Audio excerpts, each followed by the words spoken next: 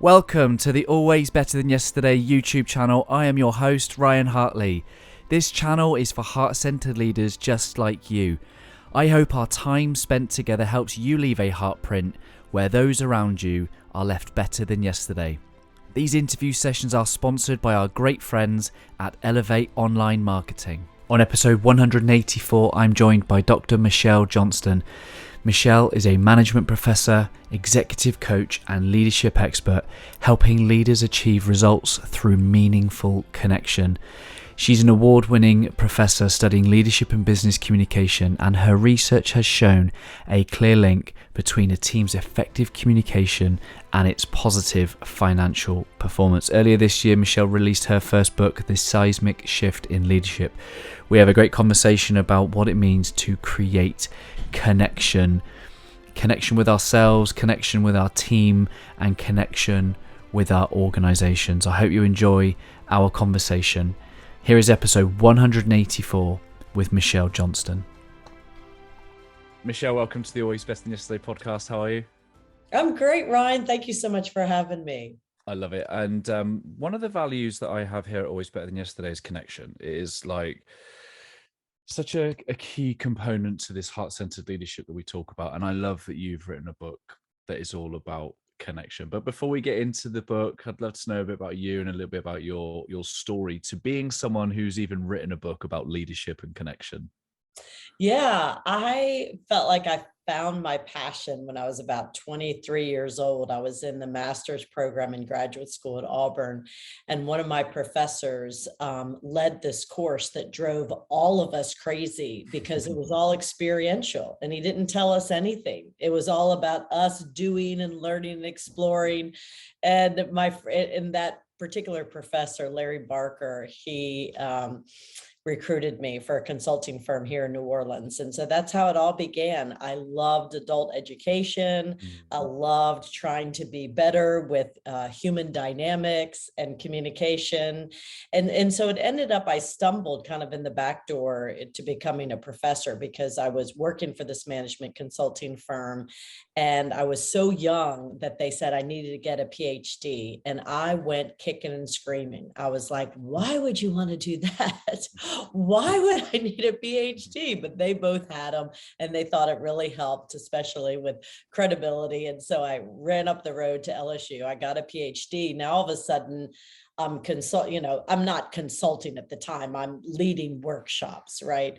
Yeah. In my 20s. And I was teaching one class at night at Loyola. I was teaching business communication, and the dean said, I'd like to make this a mandatory course in the business school. You'd be the only person teaching these soft skills and give you a full-time job. And so that's how my career as an academic began. And I don't think that this book, The Seismic Shift that you're referring to, that really focuses on connection, ever would have happened without the amalgamation, without all of those things coming together, the management consulting, the training, adult learning, corporate, and academia coming together for that.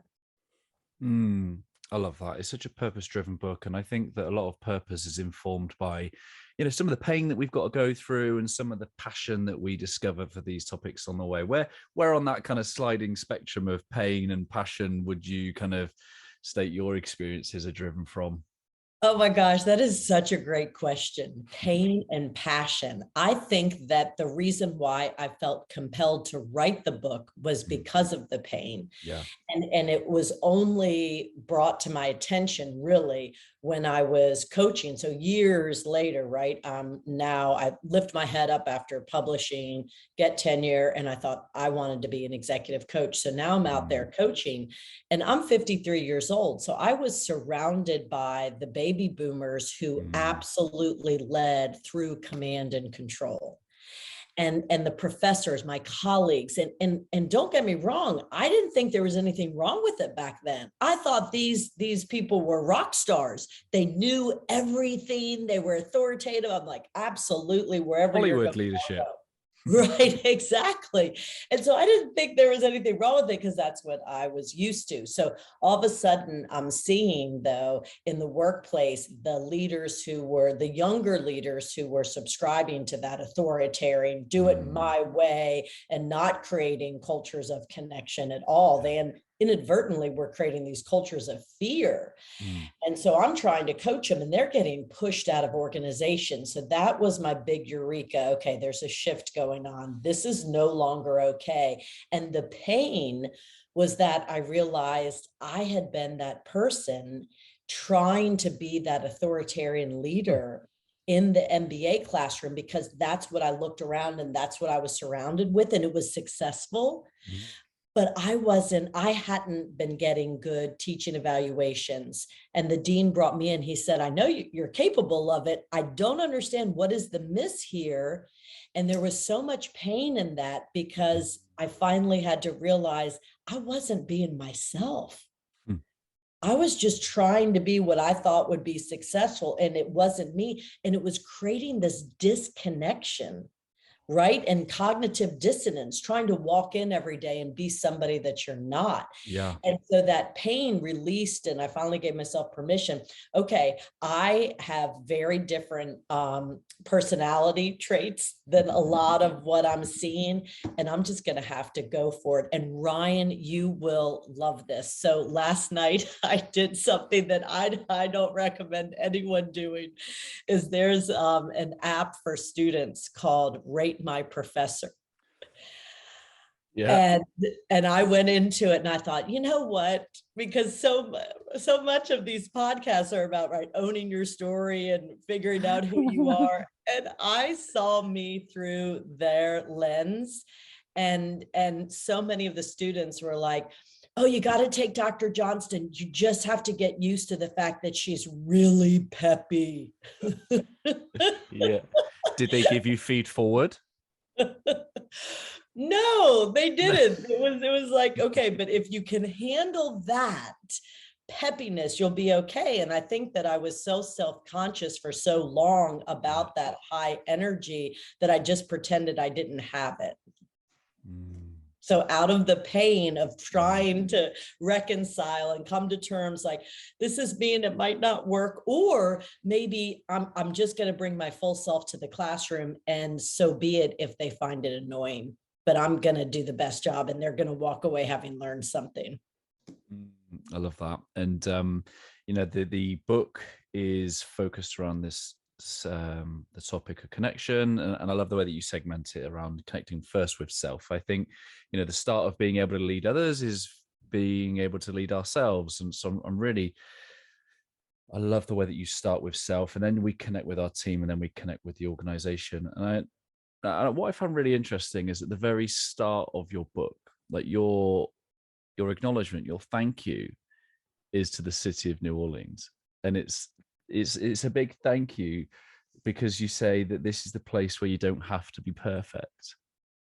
As a matter of fact, I love that you've read it and you're so well-versed. Thank you, Ryan.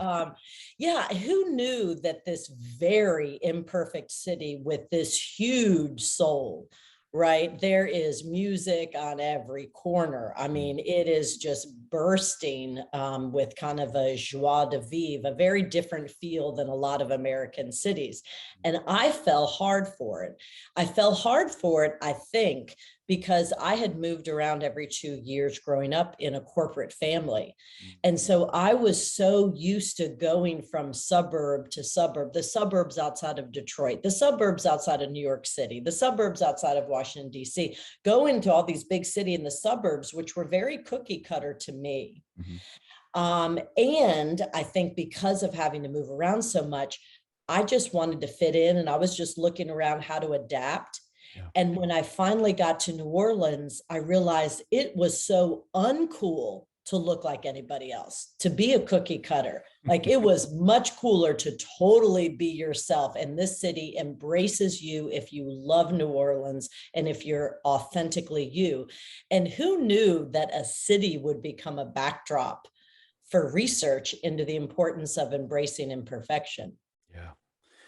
you've got people listening on tenterhooks right now, because there are people in organizations where they are holding themselves back. They're not bringing up the full selves, and they're going, right, Michelle, I'm listening. Where do I start? Yeah. So once I followed Brene Brown, I really like her research. And I remember reading her book, The Gifts of Imperfection, and it just being a powerful moment. And that's when that pain that you're talking about, like, okay, I've been trying to be somebody else for years. It's not really working, and it's not working for the people that I'm coaching. So I've got, if I'm going to be the best coach and really help people find their voices and own their stories, I've got to do it too. So I was having all of my clients and students own their stories, and I realized I had to do that as well. So yeah, the first step is really owning your story and trying to figure out your past, your significant life events that really shaped who you are today, and getting to a point where you can embrace them and not hide them. That's what I was seeing was creating disconnection. Is there was one leader that I was coaching, and he had been, our stories resonated. He had been a military brat, right? So he had moved all over the place and then was transferred into New Orleans in this high level leadership position. And in New Orleans, people really are not transient here. Their aunts and uncles still live down the street, and they have crawfish boils together, and they have brass bands on their front porches, and it's very communal. But this guy wasn't used to it. He was allergic to seafood, didn't drink beer, was training for triathlons all the time. And so kind of put up this wall like, oh, I am not like you. And once, because he was so self-conscious, right?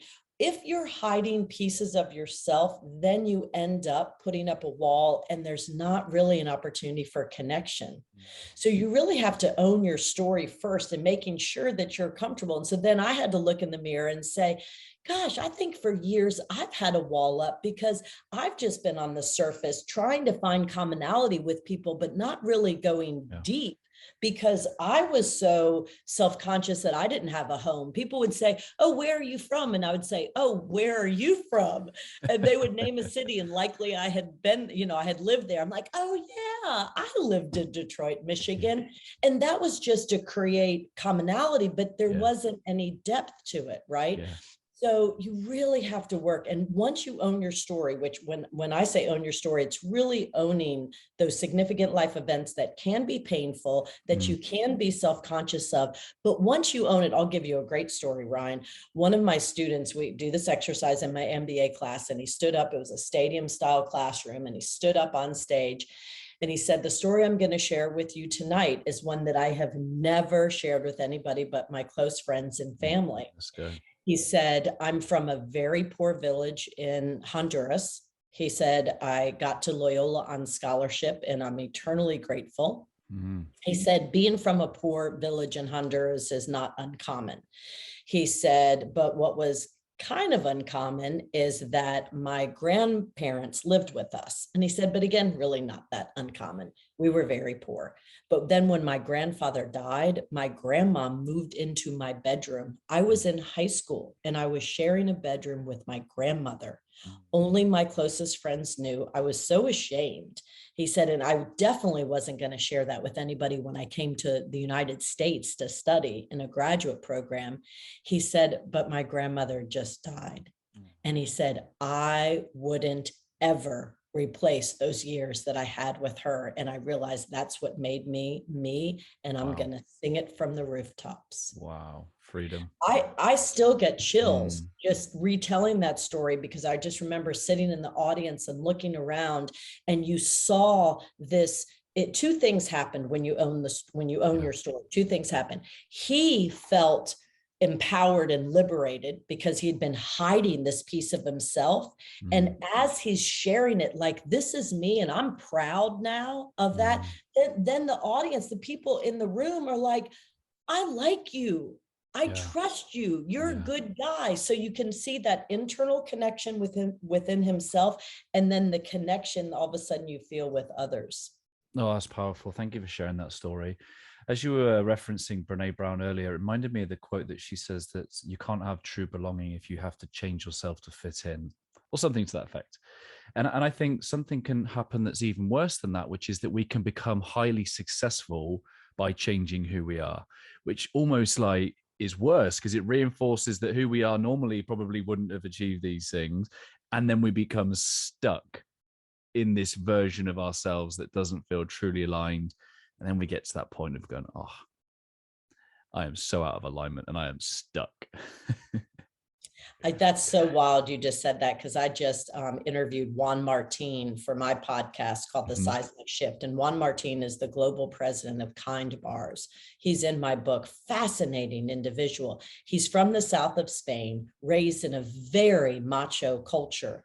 And for years, that worked. He had been hired after graduate school from Mars, a privately held company, you know, M&Ms and candy and pet food. And he had been in charge of Africa and Europe, again, very well. And then finally got an executive coach and looked in the mirror and said, I don't want, this is really not who I am. This is what I thought I was supposed to be. I'm tired of trying to play the macho guy. And so he gave himself permission to lead with compassion and kindness. And he said he's still super competitive, obviously, but he wanted to lead with more of those qualities. And at that point, the universe conspired, not against him, but for him, because Mars acquired Daniel Lubetzky's company, Kind Bars. So Daniel Lubetzky was the founder of Kind, and now Mars bought it and was looking for a leader who could absolutely represent kindness, because that's one of the metrics that they evaluate on, is not just how many bars that Juan Martin sells in his company, it's how many acts of kindness. So if he had not finally said, I am tired of pretending to be this macho, I'm going to lead with compassion, he never would have been plucked to be the global president of Kind. Hey, my friends, thank you for being with us so far. I hope you're enjoying the interview. I just wanted to take a quick moment to let you know about our signature Heartprint coaching. Our Heartprint coaching is for you if you're ready to go all in on becoming a heart-centered leader, ready to go all in on doing more of what you love, ready to see what you are capable of with support, guidance, and accountability. You're ready to go on a rapid, transformational journey that will change your life and others in as little as 3 months. Are you ready to show up with courage and share your gift with the world? Ready to start making an income and more impact by doing what you love? Ready to start leaving your legacy where those around you are left better than yesterday? In our Heartprint signature coaching, in our time together, I'll help you lead from your heart set. I'll help you develop other people and your team. I'll help you bring your heart work to the world. I'll help you start leaving a legacy and capturing examples of your impact. I will help you be someone you love, to do more of what you love, and to serve people that you love. It's an amazing opportunity for someone who's ready to go all in and be a heart-centered leader. I'll throw in loads of other bonuses, including your life languages profile, access to our Master Heart and Mind membership, and even some Always Better Than Yesterday merchandise. Head to abty.co.uk/coaching to find out more, and I look forward to connecting with you very soon. That's abty.co.uk/coaching. Here we go. Back to the interview. Oh, I love that. And, you know, your tagline for this book, Seismic Shift in Leadership, is about meaningful connection and enhancing organizational performance. And, you know, we probably wouldn't have put those two sentences together, 10, 20, 30 years ago. How has connection got anything to do with bottom line and enhancing organizational performance? But what happens when you can kind of connect with your team? Like, what are some of the transformative effects of leading in that way? Yeah, I was so self-conscious as a young professor in a business school, kind of the only one in charge of teaching these soft skills, that I put my head down and tried to show the link when I was publishing and writing articles and doing research, trying to show the link between soft skills and hard financial performance. And so my colleague, Dr. Kendra Reed, and I, we created this scale called the team listening environment. We were absolutely certain that if a leader created a positive environment with his or her team, where he or she truly listened to them and also shared information and asked for feedback. What do you think we could do? Our quality is down. Our customers are down. What can we do? And then loop back and say, we tried your ideas. And so so we called it the team listening environment. And so we predicted, and we went and collected data at various manufacturing facilities, that if you had a leader, so we asked the employees, if you had a leader who created this positive team listening environment, you would absolutely make more money. And we proved it. Woohoo! The sales were higher. They generated more sales in those divisions that had that leader. So we knew we were onto something, right? That performance is related and driven by environment. So then when I was exploring, so once I had that eureka, that the command and control authoritarian style is getting pushed out, and then I realized it is all about connection right now. And then I went and interviewed the 18 leaders to try to figure that out. Well, what does that look like? What can you do differently to have that connection?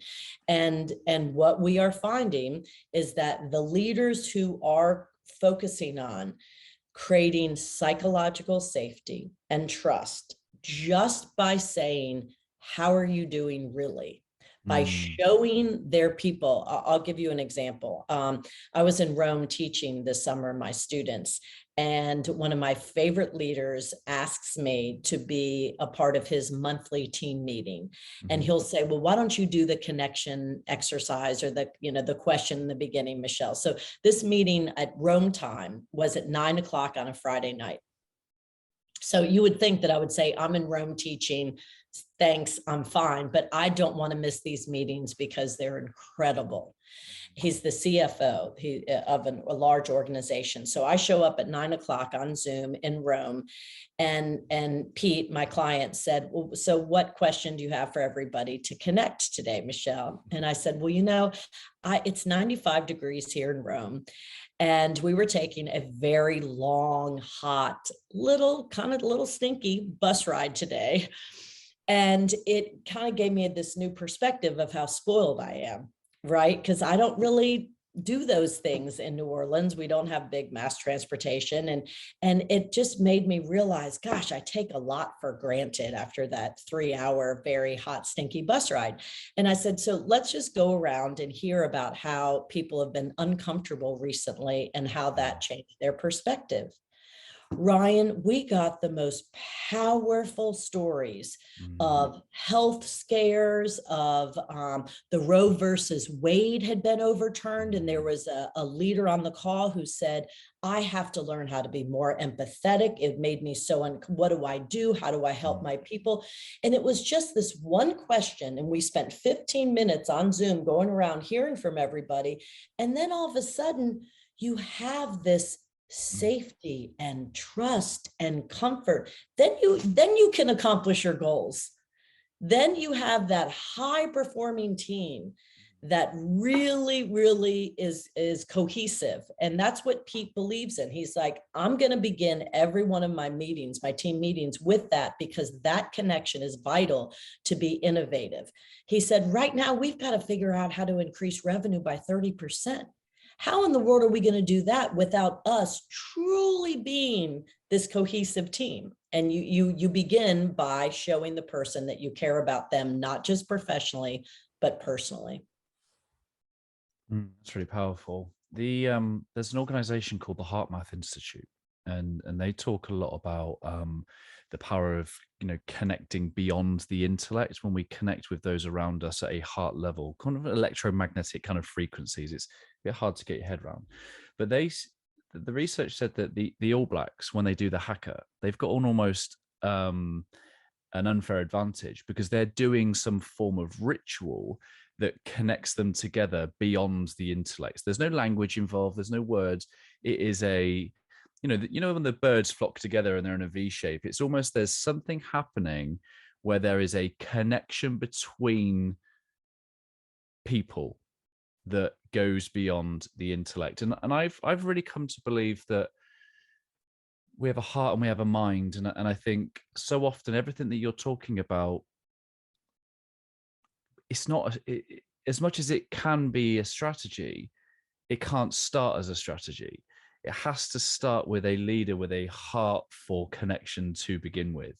And then the wonderful thing that I think happens then is they're not too worried about getting the words right. The focus isn't specifically on, oh, do I get this wrong? There's a grace around a topic that says, I might not kind of get this right, but you feel my intention is that we unite around something in some way. When I say the words kind of heart and mind, and how does that kind of resonate with you? Oh my gosh, that is beautiful. As a matter of fact, I'm in an organization called 100 Coaches, and Marshall Goldsmith formed this group, and he's an executive coach. So we are on Monday calls all around the world talking about issues of the heart, how we can best help our leaders. And one of my colleagues, Hubert Joly, just wrote a book called The Heart of Business.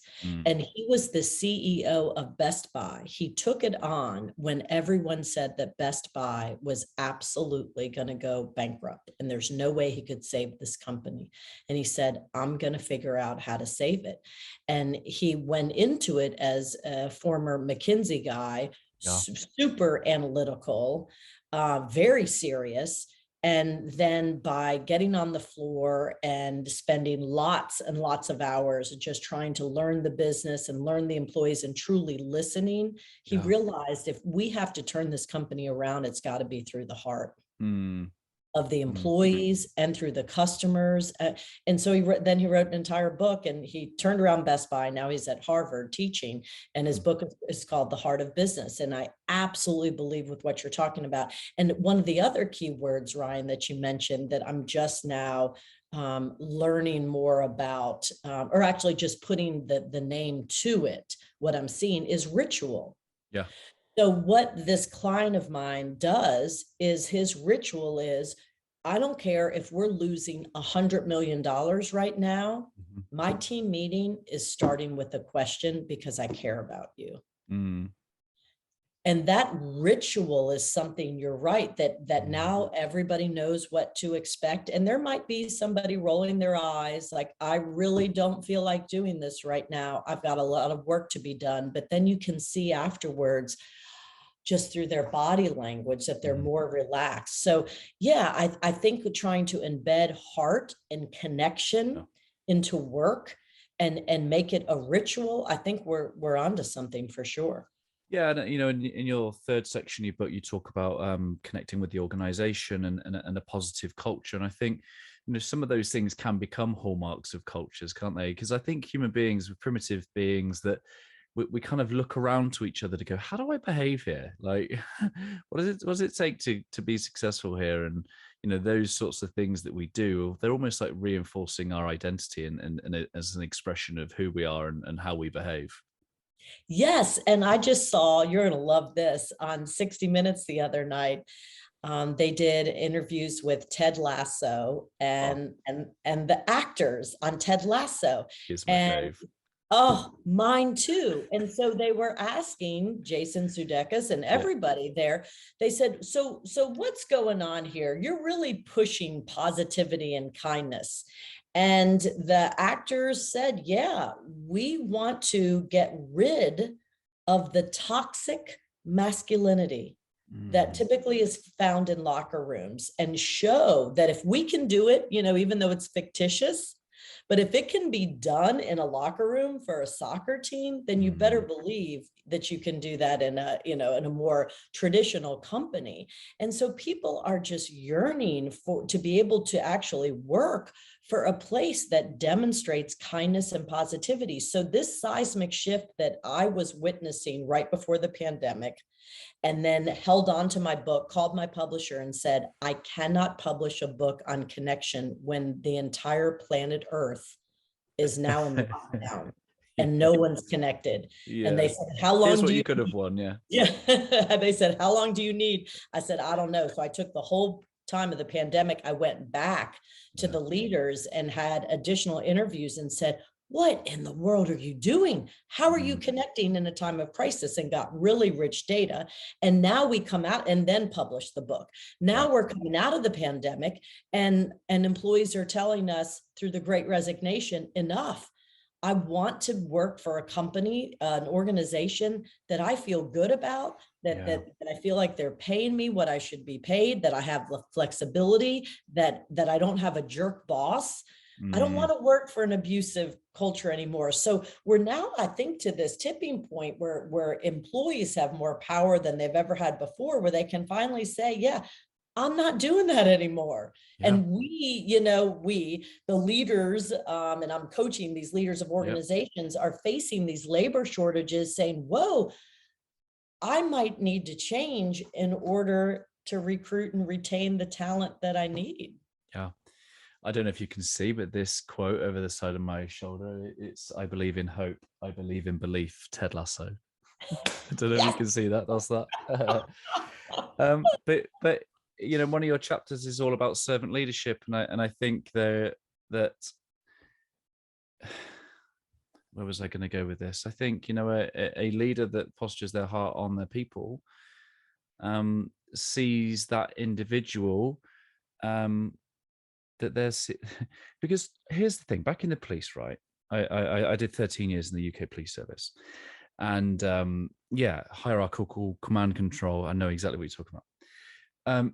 And so often leaders that I would speak to would have an attitude like, these people are lucky to have a job. If they don't like our working conditions, they've got job security. If they don't like it, they can go down to the nearest McDonald's. It's real kind of almost like an arrogant attitude. So they didn't have to try hard to, or they put their assumption is they don't have to try hard to. But when we posture our heart on our people and we say, actually, do you know what? I'm responsible for you whilst you're in my care. You're here for 40 hours at least. You then start to see that slightly differently. And then you get to serve them whilst they're there. And here's the real thing that changed me profoundly, was understanding that I could do things with my team that meant they would go home better for those who needed them. That is beautiful. Yeah. When I was just teaching in Rome, I asked my students, we were talking about positive cultures, and I asked my students, I said, how many of you all had a parent who came home at night and their dissatisfaction with where they work came into dinner time and family life? Mm-hmm. Say that I had, I think 90% of the students raised their hand. Yeah. That infects everything. Yeah. Right. And if you show, and I can't believe you lived that command and control, and you're so right, Ryan, people would say back then, work is work. It's not called play. Your reward is your paycheck. Stop complaining. I mean, what a different mentality, right? Yeah. Yeah. And I'm thinking about the words of your book, Seismic Shift. And, for my listeners that do come from an emergency services background, there is absolutely benefit in a command and control situation, right? I completely get it, because we do not want to be sitting around asking people what they think and feel about a situation when the house is on fire, right? Time and a place.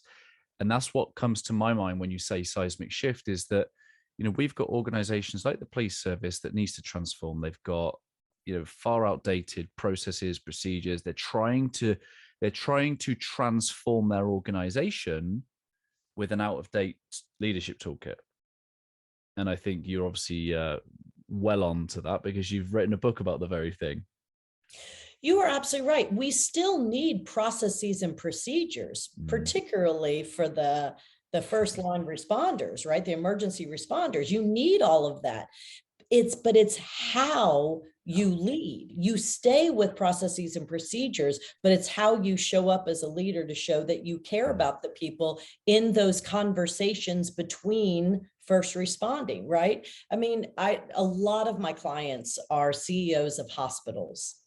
And after COVID, this is a tough time, a really tough time for hospitals. They lost a lot of money. Reimbursements are hard. They were really behind on elective surgery. So if you're not going to disrupt now, I tell them, then when?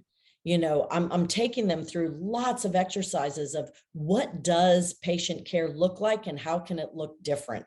Because if you're going to continue to lose money in whatever role you're in, whatever occupation you're in, if you're losing money and you don't see that changing, you have to blow up the way things are done and think differently. How can we do this differently with still, so the hospital scenario is you still have to deliver patient care, but can we do it different? I've got an example for you, Ryan. It was crazy. I was talking to one of my leaders yesterday, and he said, we put a couple of people, employees in the hospital, we put one of them on a stretcher for the day to experience what it was like going from floor to floor, looking up at the ceiling on the stretcher to see things we never saw. We didn't realize 30% of our tiles were just disgusting, and that's all they saw looking up.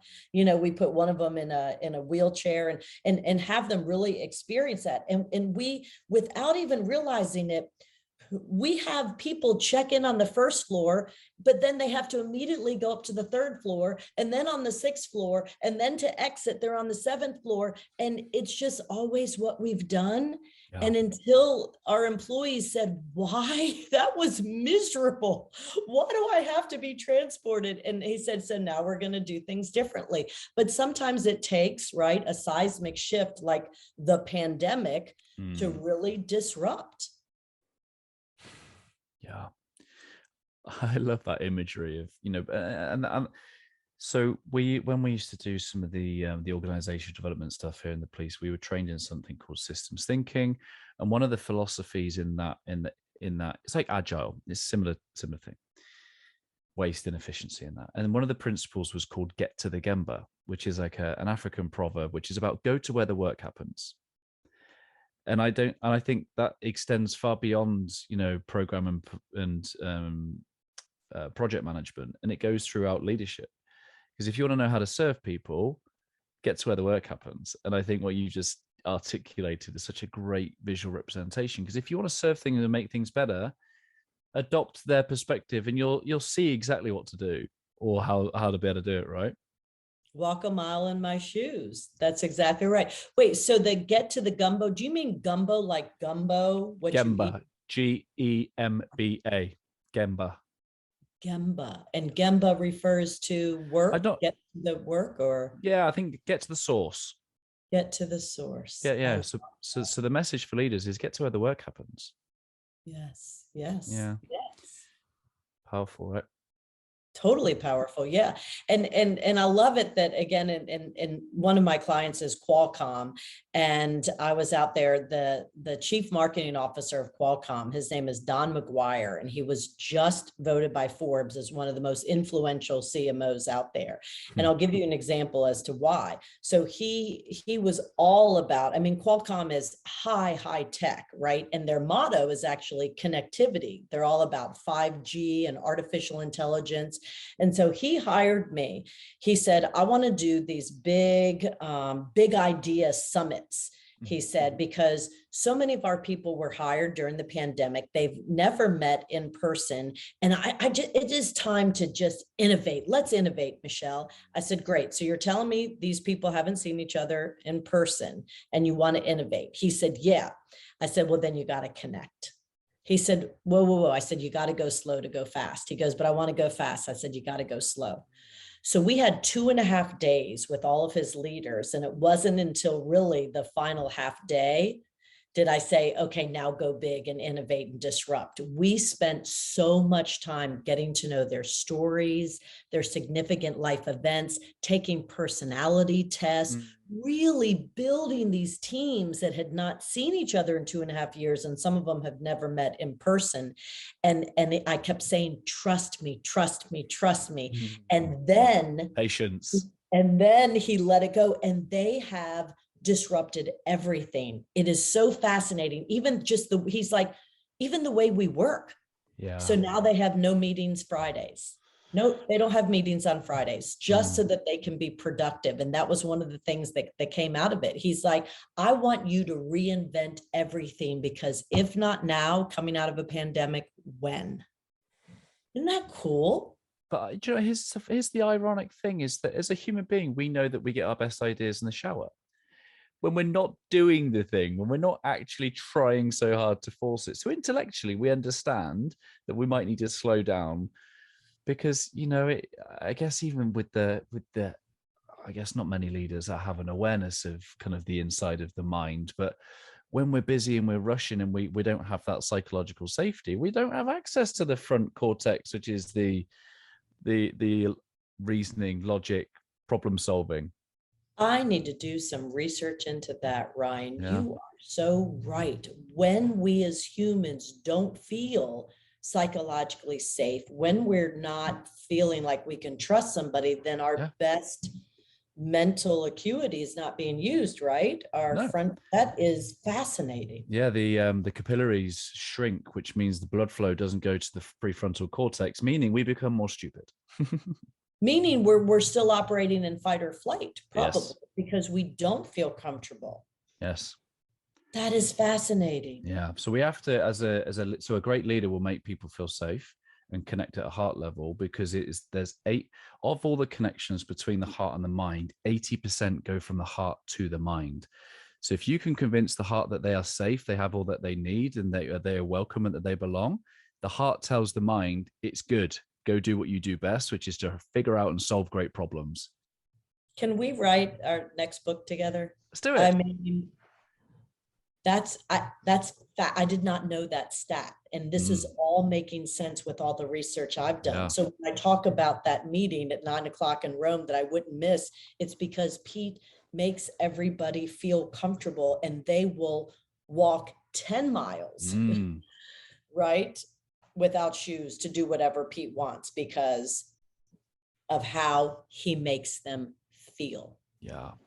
I listened to the work of Gabor Mate. He wrote he's all about trauma, and he wrote a book with Gordon Neufeld all about parenting. And in that book, he says that parenting as an intellectual technique does not work unless there is attachment, i.e., that the child feels love and safety and attachment with the adult. I think the same is true of leadership.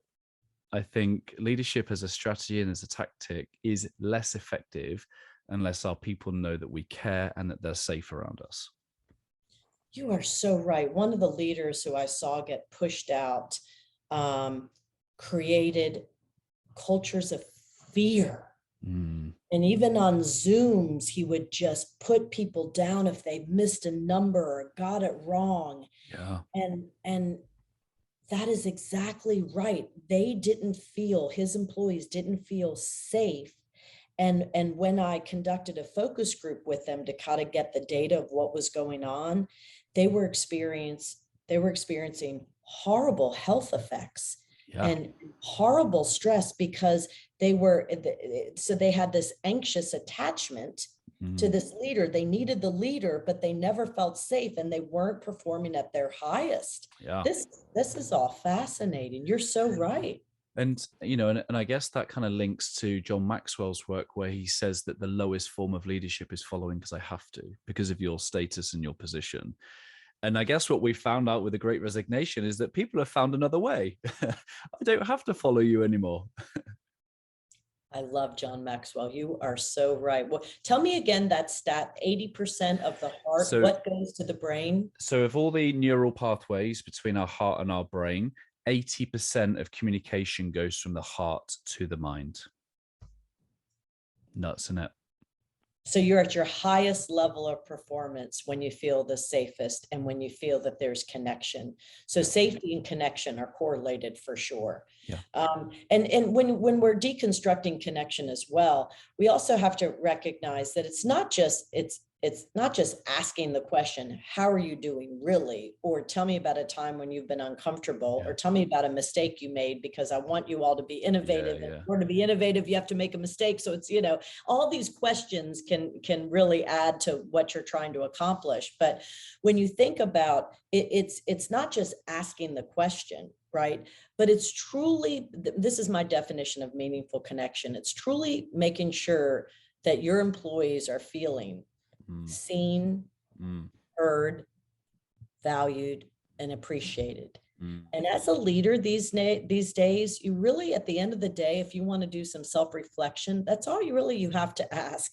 It's not, did I increase revenue by 30% today? What you're really going to be, but you're going to be able to do that if your employees feel seen, heard, valued, and appreciated. So when I went back out to San Diego to do the last big Qualcomm Big Idea Summit, we ended up doing a fireside chat. Don and I did up in state, and he bought the books and everybody's talking. And one of the people asked a really good question.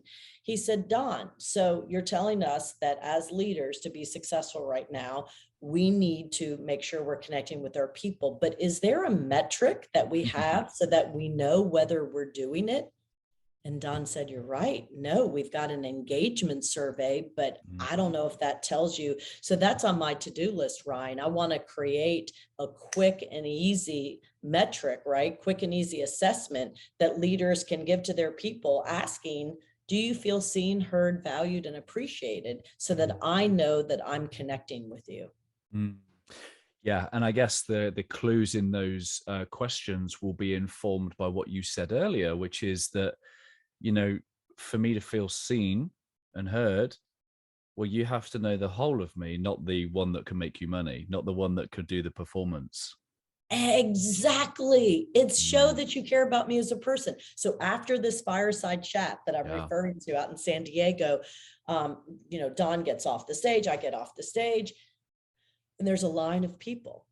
And one of the women comes up to me and she's got tears in her eyes. And this is her quote. She said, you spoke to my soul. I said, oh my gosh, tell me what's going on. And she said, I just left a company and I'm so grateful for being here at Qualcomm with leaders who care. She said, I was home alone in my apartment for 2 years during the pandemic, and my leader never asked me once how I was doing. Yeah, that's powerful. You know, it was better when I left, but in the early days of being at the police, the assumption was that work was work and home was home, and that just never worked. You just it would never work, because people are people wherever they go. I started this podcast 4 years ago, and there was I've been out for 3 years. So there was a year overlap where I was interviewing great people. So I would do it on a Sunday night. So everybody I worked with knew that I had an interview on the Sunday night. Guess what happened Monday morning? No one asked any questions. In fact, it was almost like the thing that we didn't talk about. It was just so, and so if I was asked, do I feel seen and heard and valued and appreciated? No. They, on the surface of it, they're like, well, there's nothing wrong. We haven't led you poorly, but it's the absence of you embracing the whole of me.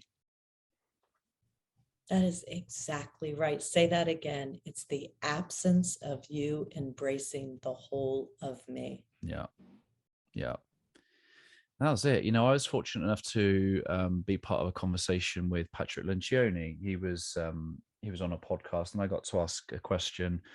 And it was right at the very start of the pandemic. So it was quite a novel thing at the time. And he just said, now's the time to be exceedingly human. You know, he's like, let's not blur out our backgrounds, because if, you know, he's basically saying that there were his client's son walked past, and he was like, oh, hey, what's your name, sort of thing. It was just don't worry, like, everyone's going through an experience, just be exceedingly human. Yeah, I'm advocating for right now. Actually, we're a little bit better now. Right when we were coming out of the pandemic, I was saying what's needed right now is extraordinary connection.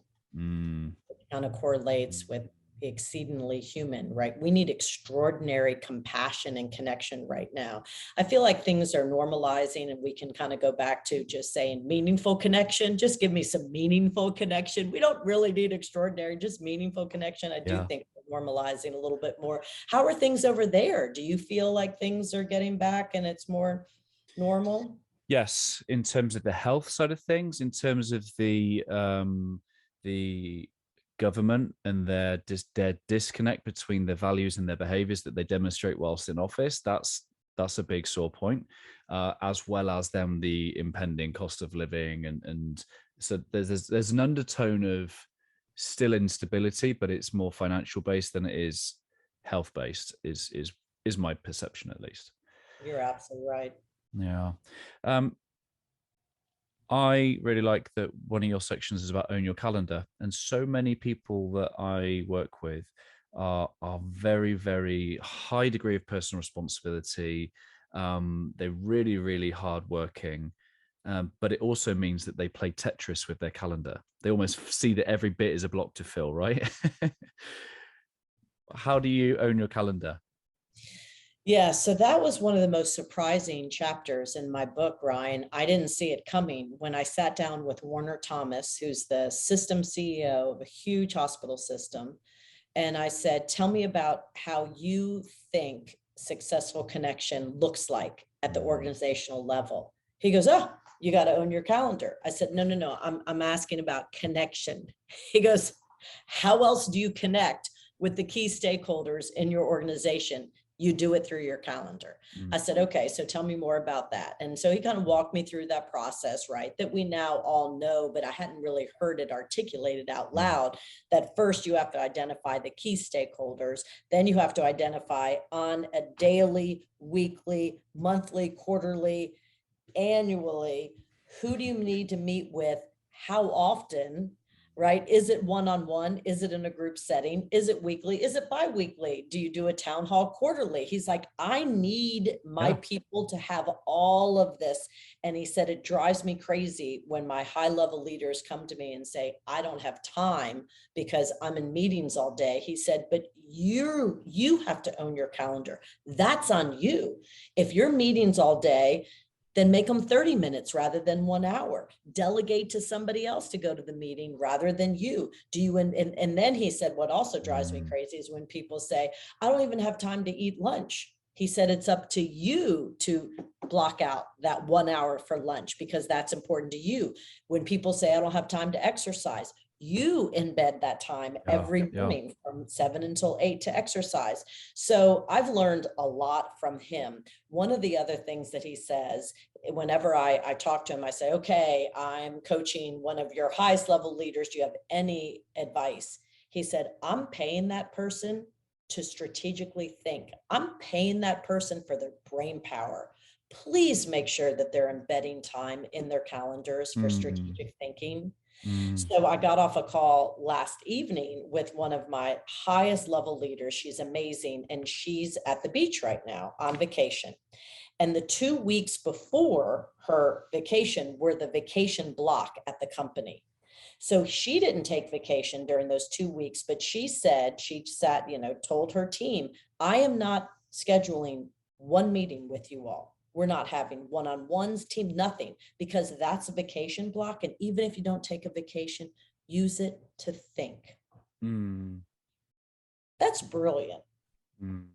We need that. We need time to think. And if we're just constantly reacting, looking at our calendar, going, oh my gosh, I have no time, that's on us. We can do a better job. I love that. Thank you for sharing that insight. I have a concept here, always better than yesterday. It's called Heartprint, and Heartprint for me represents the legacy of our heart-centered interactions. That all of a sudden, because of the way that we've had an impact on people, something has become possible. Something has forever infinitely changed, and I may never ever get to learn of it. It may be that, I'm a coach too, and I love this understanding that my clients are not the beneficiaries of my coaching. The people who interact with my clients are the beneficiaries of my coaching, which really fills my heart with a lot of purpose. And I just wonder what you kind of hope your Heartprint to be. Oh, what a beautiful question. It made me smile just thinking about, I've, at big leadership events, I'll run into people who work under some of the leaders that I coach, and they'll come up to me and say, thank you. Yeah. Seen such a difference. Powerful. Thank you. It is powerful. So yeah, that's what I try to do every single day is just help people find fulfillment in what they do and try to create this positive environment for others so others can thrive. And that trickle effect, the trickle down effect and cascading. I want to, make the world a better place. I mean, I really do. I have a daughter who's about to go to college, and she said, "Mom, you're the most positive person I've ever met." And I said, "Thank you." And it's real. I'm not trying. Like, I really wake up each day and just let's try to make this world a better place.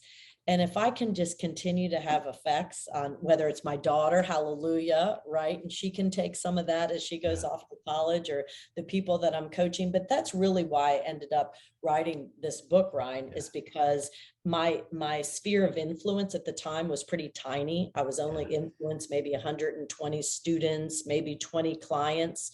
And yet what I was seeing to me was so seismic that I was like, I need to write this book and hope that I can influence more people, that they don't make the mistakes. Because if we don't now all embrace how important true, meaningful connection is with each other to accomplish whatever our goals are, personally or professionally, then we're missing the boat. And I don't want anybody to miss the boat.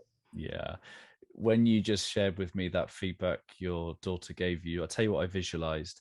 I visualized her being critical, saying that as a criticism, and you, just like Ted Lasso, still managed to keep it as a compliment. Thank you.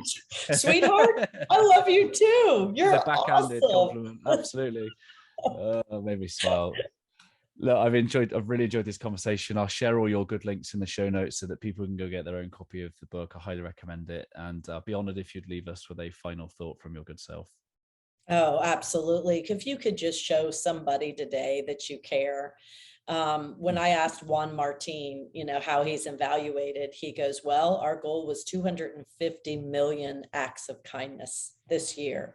I said, how in the world do you figure that out? He said, research has shown that one act of kindness drives 7 more. So my hope for all of those who are listening today is just try one act of kindness and see how it cascades. Oh, I love that. Thank you so much for your time. Thank you, Ryan. You were just delightful. The next book we'll write. Thank you. Take care, everyone. Thank you for making it to the end of the interview here on YouTube. I hope that our time spent together has left you a little bit better than before you push play. Before you go anywhere, please leave a comment down below, some of your key reflections, your key takeaways.